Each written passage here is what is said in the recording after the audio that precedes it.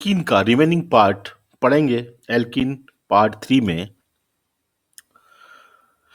अभी तक हम देख चुके थे कि एल्कीन की बनाने की विधि E2 elimination reaction, Saytzeff rule, Markovnikov rule, Hofmann rule और एंटी मार्कोनिकोफ रूल।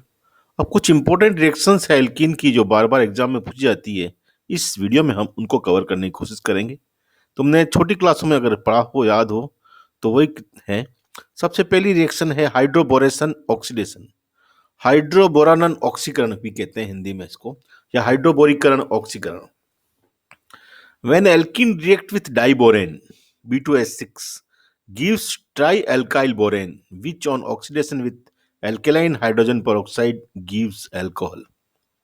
जब एल्कीन को डाइबोरेन के साथ अभिक्रिया करवाई जाती है तो try alkyl try alkyl borane बनता है, जिसका ऑक्सीकरण क्षारीय H2O2 से हाइड्रोजन पेरोक्साइड से करने पर हमें अल्कोहल प्राप्त होता है। एग्जाम्पल लें, जैसे प्रोपीन की रिएक्शन हाफ B2S6 से करवा रहे हैं, यानी कि इसको हम BS3 भी लिख सकते हैं, मतलब आधा अणु इसका क्रिया में पार्टिसिपेट करता है। इन प्रेजेंस ऑफ THF मतलब टेट्राहाइड्रोफुरेन विलायक की प्रेजेंस में, तो हम को प्राप्त होता है ट्राई एल्काइल बोरेन, यानी कि यहाँ प्रोपाइल है तो ट्राई प्रोपाइल बोरेन। जिस ट्राई प्रोपाइल बोरेन का हम अगर ऑक्सीडेशन करें हाइड्रोजन पेरोक्साइड और क्षारीय हाइड्रोजन पेरोक्साइड से 25 डिग्री पे, तो ये बनाता है प्रोपेनॉल और बनता है साथ में sodium borate Na2BO3। Hydroboration proceed according to anti Markovnikov's rule. इसको इसलिए सिन योग या सिन एडिशन भी कहा जाता है।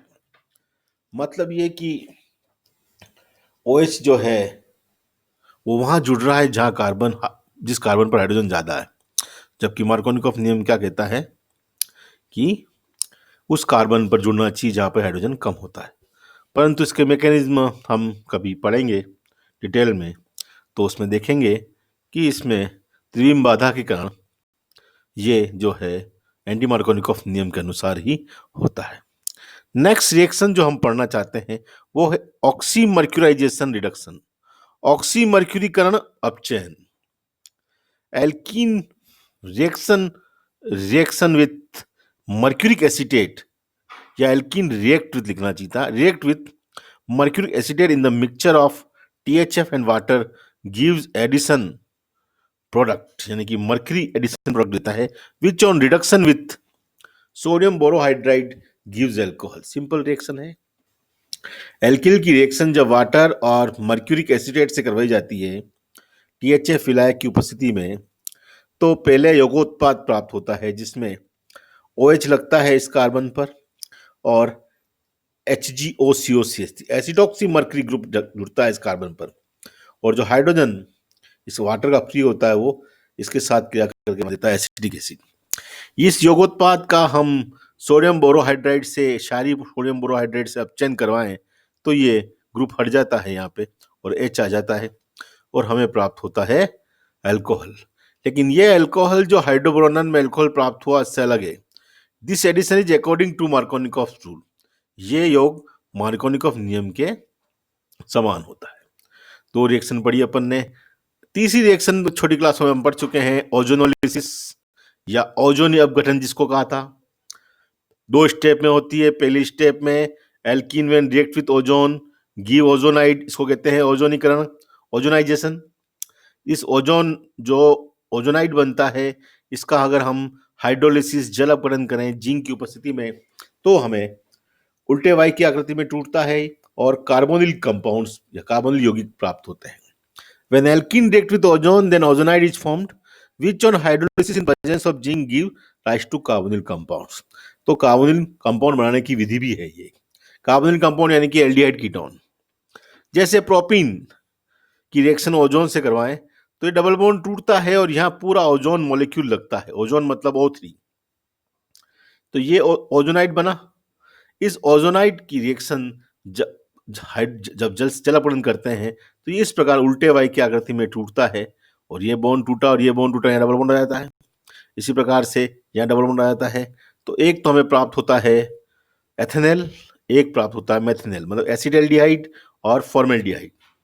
और अगर हम ब्यूटूइन लें तो हमें प्राप्त होगा 2 अणु एथेनॉल के, और यहां भी अगर हम CH3 लें 2 मिथाइल प्रोपीन लें तो हमें प्राप्त होगा प्रोपेनॉन। इस प्रकार अलग अलग प्रोडक्ट लेने पर हमें अलग अलग एल्कीन लेने पर हमें अलग अलग प्रकार के कार्बोनिल कंपाउंड प्राप्त होते हैं। इंपॉर्टेंट रिएक्शन है, मेथड ऑफ प्रिपरेशन है, कार्बोनिल कंपाउंड यानी एल्डिहाइड कीटोन बनाने की विधि है ये।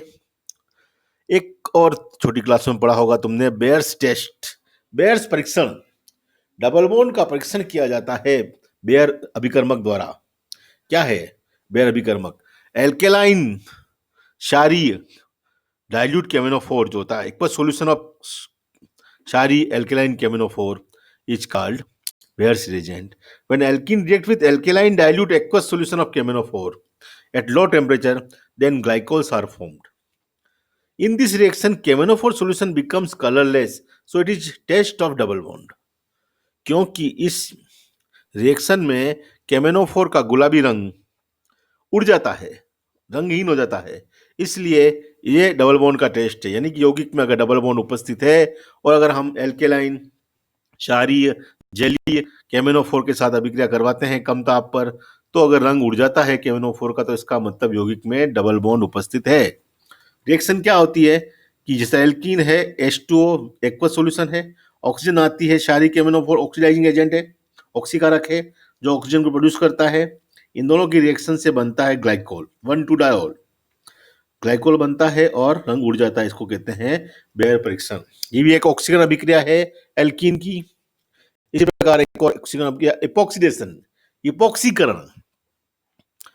When alkene react with oxygen in presence of silver catalyst at 200 to 400 degrees centigrade gives epoxide. जब एथीन की रिएक्शन हाफ O2 से सिल्वर उत्प्रेरक की उपस्थिति में 200 से 400 डिग्री सेंटीग्रेड पर करवाई जाती है तो हमें प्राप्त होता है इथाइलिन ऑक्साइड या एपोक्सी एथेन या ऑक्सीरेन, कई नाम है इसके। ये भी ऑक्सीरेन बनाने की विधि है। अब हम बात करते हैं पॉलीमराइजेशन। हम जानते हैं बहुलीकरण या बहुलकीकरण, छोटी क्लासों में पढ़ के आए हो। बहुलकीकरण क्या होता है? When small molecule unite together and form a giant molecule of high molecular mass then the process is called polymerisation. मतलब जब छोटे छोटे अणु आपस में जुड़कर एक बृहत अणु का निर्माण करते हैं जिसका अणुभार बहुत ज़्यादा होता है, तो इस प्रक्रम को बहुलकीकरण या बहुलीकरण कहा जाता है। छोटे अणु जो आपस में जुड़कर बहुलक बनाते हैं उसे एकलक तथा बनने वाले बृहत अणु को बहुलक कहा जाता है। मोनोमर्स आपस में यूनाइट होकर पॉलीमर्स बनाते हैं। ठीक है, तो ये है एक सिंपल पॉलीमराइजेशन रिएक्शन। जब ने पढ़ा नाइलॉन 66 का बनना, टेरेलिन का बनना, पॉलीथीन का बनना, तो अपन ये पढ़ रहे एल्कीन ही होता है पॉलीथीन।